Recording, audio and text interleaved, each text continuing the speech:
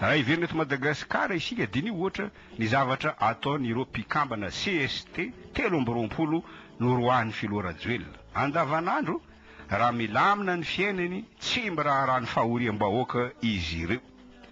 Izao izy voadaka izao tsaroan'ny tampoka ny vahoaka dia miantso ny hery velona rehetra izy, ny syndika, ny mpiasam-panjakana, ny mpiaro ny zonim-panjifa hatramin'ny FFKM mba hanampy azy hanohitra ny filoha-rajoelina. Ambonin'izany nandefa taratasy fitarenana any amin'ny fianakaviam-be iraisam-pirenena ireo CST 3 voaroka ireo dia niangavy andreo vahiny ireo izy mba hanome sazy enjana ny filoha-rajoelina satria manao fanamparam-pahefana aminy.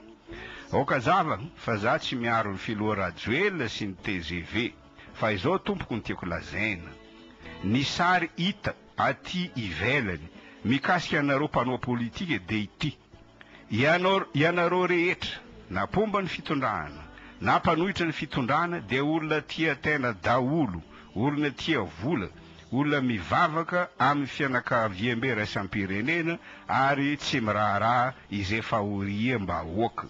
Tsy mahagaga raha miady ianareo izao satria tondro zotra avy amin'ny satana no fototra iorenany fitondranareo miara-mitantana. Mifanaova totohondry eo amin'ny Sena ianareo satria mbola afaka miasa ao noho ny fitsarana na mpiato ny didim-pitsangana didim-panjakana nandroakanareo mandra-piandry ny didy avoakan'ny Conseil d'État.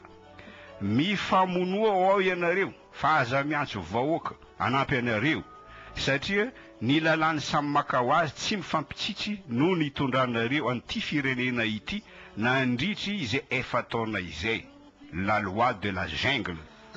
Mahagaga fa amin'izao ady saritaka efa vaky andapa izao, andapa fa tsy nenala kely noho ny tondrozotra izao mbola misy ihany mpanao politika milaza fa tokony hatsaraina hono ny tondrozotra. Ny tondrozotra tompoko no tsy manjary satria azo oharina amin'ny fifoana zava-mahadomelina. Ny olona tsy ampisaina ihany no milaza fa azo hatsaraina ny fifoana zava-mahadomelina. Ho avy izao ny fankalazana 20 jona amin'ny herinandro ambony iry.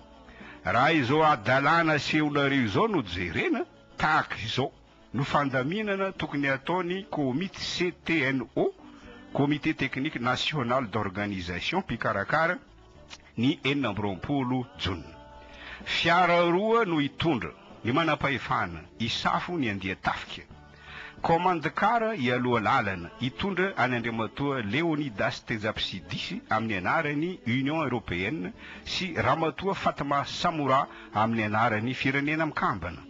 Anaraka azy avy eo aoriana ny fiara lehibe hitondra anireo filoham-pirenena 430 satria anana filoha 430 ny malagasy rehefa miala ny filoha rajoelina dia ireo ministra 430 tarihan'ny premier ministre Beriziki.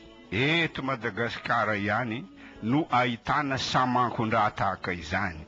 Anao kabary amin'ny vahoaka malagasy i Leonidas Tezapsidisy ao Mahamasina dia ho fantatry ny malagasy rehetra trany ambanivohitra any na ireo tsy nahita fianarana inona moa ny dikan'ny protectorat dia ny sata vaovao hitondrana ny Madagasikara ka ny vahiny no mandidy sy manapaka eto.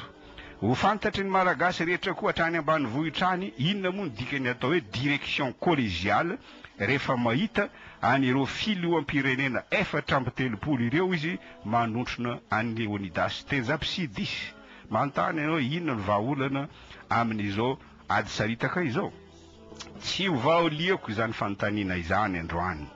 Hoy Jesosy tamin'ny mpianany, raha mbola teto an-tany izy mbola manana zavatra maro ilazaina aminareo aho nefa tsy zakanareo ankehitriny. Azoko antoka namany Ismaël fa anana vahaolana koa ny mpiaino antsika raha tanteraka aminy ireto fepetra ireto.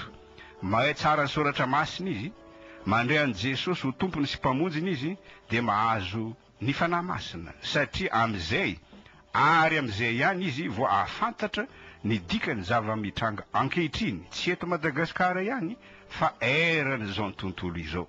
Amin'izay izy ary amin'izay ihany vao atsapa fa hiverina tsy ho ela Jesosy.